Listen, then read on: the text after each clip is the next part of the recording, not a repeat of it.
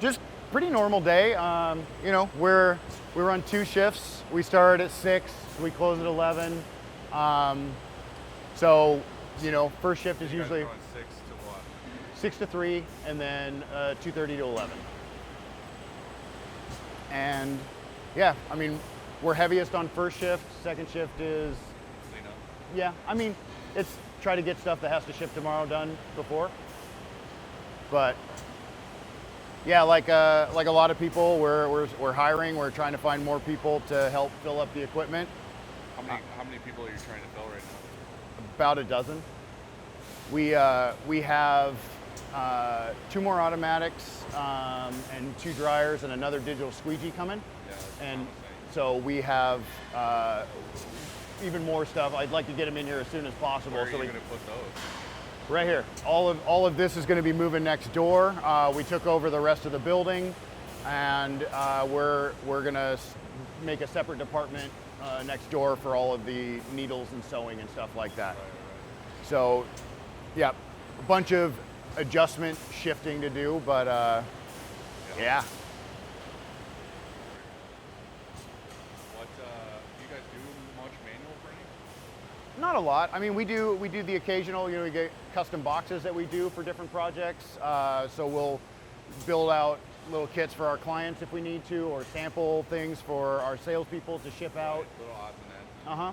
stuff like that. But I mean, we use them a decent amount. We'll do sampling. We'll do, you know, the onesie twosie pieces. But more often than not, it's an introduction to screen printing, so we can teach people how to be automatic operators later. So where did 3 Love come from originally? Do you know? Yeah, so I mean, 3 Love was a company started by Stevie, the owner's sister, and then he kind of came on and did some work with them and kind of took over the company and really started growing it. They were doing smaller jobs. He started doing some work for some bands that were friends of the people that were working there, which brought him in more band company stuff. 3 Love is an advocacy group that does a lot of work for disabilities and things like that, and so they decided to separate the 2 things. So 3 Love is a standalone, it's kind of the parent company of Second City Prints, but as they started doing more band merch and bigger jobs and things like that, they separated the 2 things.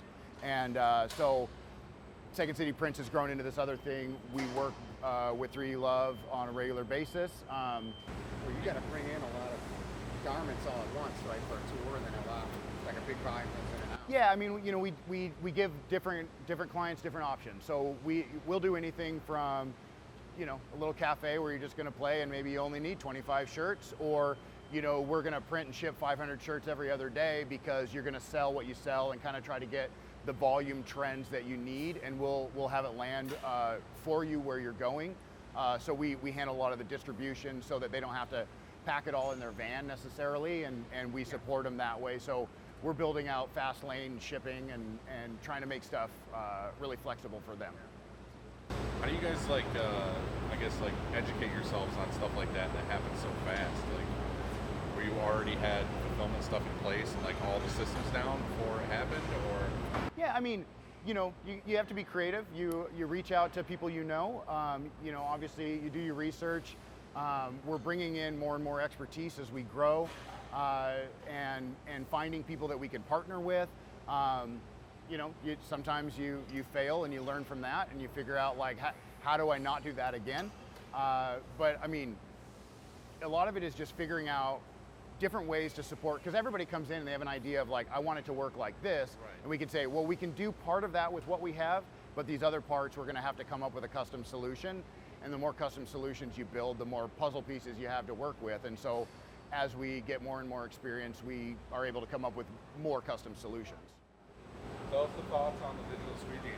Like, what was the decision on getting that versus? Well, I think it was, you know, as they're doing more and more simulated process, you know, the ability to do smaller batch simulated process without the cost of screens and things is definitely a factor. There's so many digitally processed art that we get sent that is kind of hard to hit with traditional screen printing. I mean, somebody presses 5 Instagram filters and you can just throw it on a digital squeegee and you're, 95% of the way there. And then we can top it off with a couple spot screens afterwards. And it makes iterations easy. You can print it out and look at it and be like, let's take this out of the fleshy areas, let's take this out of the sky, and you don't have to tear out and put back up. You can do that in 5-10 minutes and be doing the next sample print. So there's huge value in that. We're able to do samples for clients in a quarter to a tenth the time on certain projects. Can we check out more of the shop? Yeah, of course. I want to see your flow of how it's coming in and Sure. how it's going out. Sewing on custom labels and things, embroidery department, and then we have warehousing, fulfillment. So this is all of our in and outbound for our web stores that we do for all our clients. And everything comes in, gets processed, shelved, picked, packed, back out the door. So You guys need those little Amazon robots zipping I know. around. You need little lines and everything. The little hooks or Yep, whatever they have. yep. It's crazy, right? So yeah, we do a ton of stuff. We're close to outgrowing this space. We have, and Do then you have more? I know you said you just took over. Yeah, we'll this walk store. through over Do you there. have We- more, hopefully you don't run out of space again. yeah. So we took over this space. This was our pop-up space. shop for one of our clients. This was all full of pick and pack for one specific client, and then we kept the space so that we're growing into here. We're building out. This will be our new sewing and embroidery room, and then digital printing department over there for non-hybrid stuff. And then we will have some dedicated warehouse and fulfillment stores over here. And then we still have about that much space for special projects. It goes away quickly. You plan as much extra space as you can, and you obviously buy as much extra space as you can, but you'll find a way to fill it up. I noticed that sweet red door you got, rolling door over here. Yeah. Well, Stevie, the owner, is in a wheelchair, so we put a lot of work into making sure that he can run around and yep, find whatever he wants.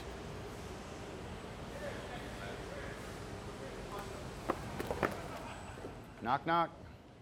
Hello.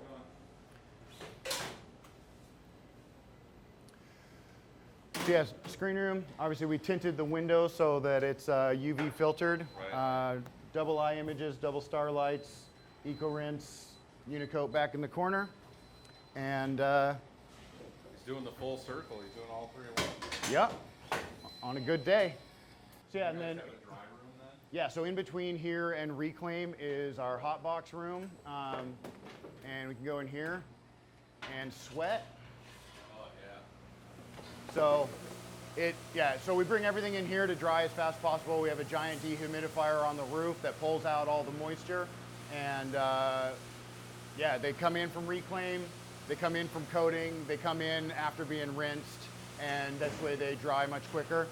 And No, it's awesome to have like a dry room in the middle. yeah, so dedicated little dry box. And then out here is Reclaim.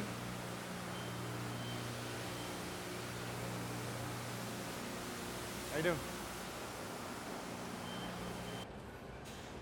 Quick clamp for. Yep, quick clamp for squeegees. We put them together over here. Ink department's over here. So mixing department here. Water-based plastisol discharge. So you're doing a little of everything. We're doing just about everything. Whatever custom special effects. Rolling out as many as we can. Still trying to educate some of our clients on different options we can provide. But always looking to expand what we can offer. And so over here, we'll assemble all our job carts. So once all these screens come out, we put them together with the inks. This is our outbound inks area. And then we have all of our screens get taped up and prepped here. And we build out job carts. And we bring them up to the top row with all the tools and squeegees and everything. And we stage them all along the wall so they can go into the presses as needed. We fold a ton because when it goes to the warehouse side, it's easier to stack once it's folded. So we tend to fold most stuff. Yeah, And having two of the K950s too, it's nice to Yeah, so we have the long sleeve attachment and one without, and then we have one bagging system that we can move between Right, and the one two. just folding. Yep. So we're usually not so busy that we're using both at the same time, but you know, since I said that, I'm sure give me a week and we will be. Right. But Yeah, you've done a lot of good work. I can Yeah. tell you've taken your what would you say, the gift that was handed to you and done good use with it. Sure, so yeah, to speak, yeah. If you want to say it that way. Yep. Say it like this, Ian is the shit. That's the shit. He is the shit. He has done so much for Yes, us. you may have to beep that out, but yeah, for sure. No, we don't. Screen printers say No, words like that. Yeah. That's a It's minor. YouTube. Yeah, no, for sure. Thank you. Thank Have a you. good rest of your day. Yeah, have a good one. Thank Thank you guys. you. We will be back.